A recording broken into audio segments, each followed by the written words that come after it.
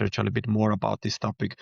So basically, the Marinovic, when I was the first familiar and come to it, because I was following the MMA at the time, and I know the time when the George St. Pierre was actually fighting again for his title. It was the period when he lost his title, so he was introduced to Mark Marinovic training principles, and then also by then, also at the same time, simultaneously there was the BJ Penn also doing the same thing. So this is where I got interested because I was following the way of George St. Pierre.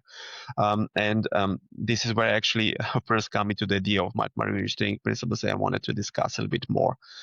But my question always were, any kind of type of training is, of course, stress demanding kind of things. But how we distinguished here between the muscular fatigueness and the neural fatigueness during the session? How you separate them from each other?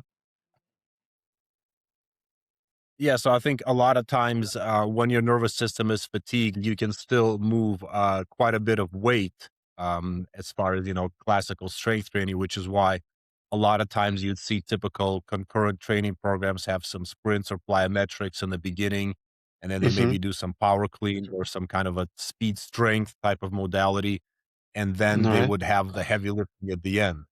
Whereas when the nervous system gets tired, I think primarily you notice it in the loss of position and loss